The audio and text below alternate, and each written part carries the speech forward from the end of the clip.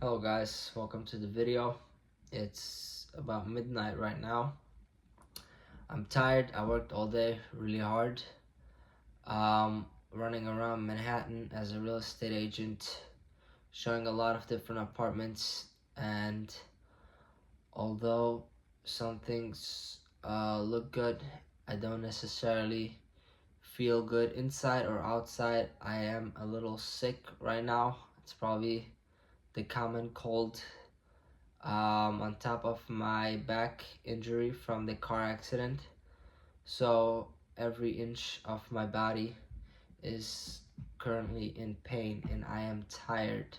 But I still want to make this video to show that it's not easy. This is a journey. There's gonna be days that you're gonna feel terrible. I don't want to say how terrible you might feel, because then you might want to send the wellness police. However, it does get better. That's what other people said. Now, I don't necessarily see it get better, but if I look at it from a objective point of view, it does get better. But when I look at it from a subjective point of view, it doesn't feel. You can feel like shit some days. Tomorrow I might wake up, feel much better, but I just wanna share this because people on social media are very fake. Everybody pretends like life is good. It doesn't matter whether they left the Hasidic community or not.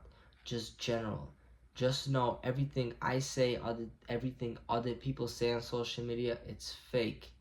Don't believe anything you see on social media. Even in real life, things are fake. You need to use your own judgment and common sense. Okay? Now, today's topic is subways in New York City. The subway in New York City is very hard for me to use. I have been living in New York City for a whole year and I still have not really found out how to use it. It's so complicated. Uptown, downtown. Follow signs and it's never. Google Maps says follow signs for this and the signs never says that. You need to learn about the different boroughs and it says Middle Village Metropolitan or this time and that time and so many different things. It never aligns of what would make sense, and there's always an issue in the subway. But the main issue is that I didn't know, for example, at the beginning that subways come at a certain time. So you can look on your phone, or I'm not sure how other people know. So sometimes I would wait 15 minutes when I could have waited and do what I have to do and only show up to the subway around the time that it arrives. But then other subways looks like they're not necessarily following the time. So it's very complicated, and this is just the subway. If you accidentally enter from one side of the street, you have to pay again. And on top of that, all the streets in Manhattan is very complicated for me because it's east and west and First Avenue, Second Avenue, and then all of a sudden, I don't know what's after Third. Is it Lexington? Is it Madison? In downtown it's not, in midtown it is, and then uptown there is no consistency, and everybody pretends that it is. And every person from New York, they always talk like everybody knows the street and the stores and the things they refer to in the neighborhoods. They throw around terms like Soho, Houston, East Houston, talking bullshit. And I have no idea what they're talking about, even though I'm a real estate agent. I'm supposed to know. Now, I have a feeling half of these people pretend. I might be wrong. They might all be implants, but maybe not. So let me know in the comments what you think. How can I learn this? A big part I blame it on the reason because I didn't get a proper secular education. I was denied any secular education or even to experience. So growing up, I never used any form of public transportation. So therefore now to use it, it's complicated. Now I'm assuming in school, part of the curriculum is to learn how to use public transportation or even the concepts of maps and things like that. So now for me to basic maneuver around, another thing that I learned is, for example, that the streets go from Broadway, both sides it starts one and it keeps counting. I didn't know that up until recently. So as a real estate agent, even as just a person who's trying to maneuver, I didn't know that if an address is, let's say, 3 West 20th Street, I don't know if that's a real address, right? And number 3 or number 10, then that's probably means it's close to, actually, see, now I forgot, maybe it's 5th Avenue, but then maybe downtown is Broadway, and then people say it runs east to west from 5th Avenue, but then when I go downtown it's Broadway, and it's completely confusing, especially when you're all the way downtown where Footsteps office is located. Over there the streets makes no sense. It has names, but everybody, whether they are from New York or not, they throw around names like we all know exactly these streets. There are so many streets, it's impossible these people know. If they know, I would like to know what their secret is. Or do they just pretend like they are inferior? Do they just act like they're better than everybody? And people say, oh yeah, meet me on 5th Avenue. What the fuck does that mean? 5th Avenue runs all along Manhattan. Or you say the Apple Store. I don't know where the fucking Apple Store is. You better give me a proper address that I can put into Google Maps like a normal person and follow the arrow that is shifting around to figure out whether I'm north or west, or use live street view to figure out where to go. Until people cannot explain better, people need to stop acting like that. Now, I know I'm very negative in this video. Part of the reason is because I need to come out with a video every day to not break the streak. So I need to be yapping about something. Yesterday I made a video about blowing my nose. I don't know, about cutting the hair of my nose. But this is the video for today. Now hopefully soon I can make better videos. But now, this is the video. And if you don't like it, why are you watching? Huh? Elamai, you do like the videos. You actually love it. So I'm here to create a video special for you. Thank you for watching. Subscribe to the channel and have a wonderful day. Turn on the notifications. Follow me on Instagram, Joseph Kraus 18, JOSEPH 18. And I didn't make any notes. Before previous videos, I used to make little notes, right? Like on a piece of paper, little notes, so I know what the fuck I need to be talking about, right? Because it's hard when you have a one conversation, a monologue, and nobody is speaking. You're like, what the fuck am I supposed to be talking about? But one of the things I wanted to say is I heard some people are praying that I get cancer. Can you believe that?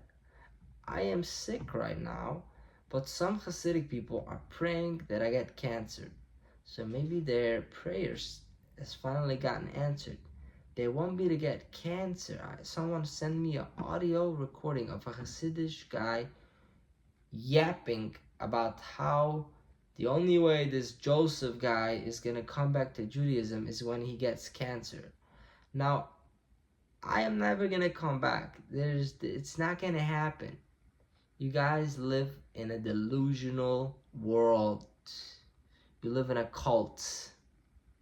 Open your fucking eyes. Nobody has ever came back. The only people that came back are people that never left. Period. Actually, 3 periods. So, the people that pray that I get cancer are the people that show you exactly who the Hasidic community is. When I heard that audio, I said, this is crazy. Nowhere else in the world would you hear somebody talk. He didn't even say cancer. He talked about violence. Of course, while saying that he doesn't advocate for violence. That's how these people move. That's how they operate. Now, I have been in a deadly car accident where I was a passenger and the driver was drunk, presumably, and he crashed. That's when I had a broken spine. The car was probably going 80 miles an hour and flipped multiple times in the air and back to the ground. And the driver was dead on the spot, basically. They had to revive him. I didn't really see everything, but he died in the hospital a few days later. Okay? I got out of the car without a scratch. Even though I had a spine injury, everything is okay. I don't have any brain injury, even though some people might say I do. And I don't have any crippled or anything like that. Now, most people like to say in situations like that, oh, now I'm gonna become back to God. You know why? Because they're pussies. Every little thing changes their mind. I am the strongest man alive.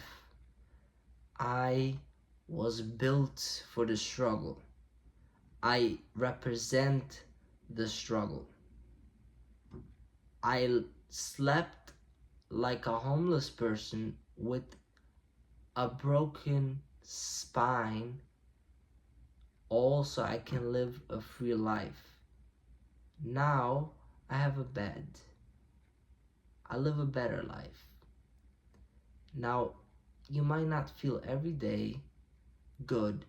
It might just be because I had too much caffeine, coffee, which messes with my mood all the time. So it's a mood destabilizer. However, when you do that, when you struggle and you get through it, eventually it's just like any immigrant who comes to the United States of America with no money, no parents, no family, nothing, and then they achieve the American dream. The American dream is still alive, but it's a struggle to get to it.